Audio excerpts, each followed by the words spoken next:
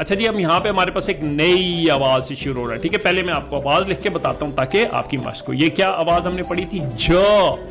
अच्छा जी, आगे अब क्या है? ये देखो, इसके नीचे है लकीर। ठीक है, इसको हम कहते हैं ई जी ल, झील। ठीक है, यहाँ पे देखो, ये आपकी आवाज है, इसके नीचे है जेर या इसको लकीर कहते हैं ई, और ये पहली आवाज है ज, ये हमने पहले पढ़ ली है। झील, झील क्या होता है जी? ये देखें, बतख झील के किनारे खड़ी है और बड़ा मजा करती है झील के अंदर। ठीक है, आप सब ने भी बड़ा इंजॉय कर, बहुत दफा गए होंगे झील के किनारे। अच्छा जी, एक नया लफ्ज आ गया।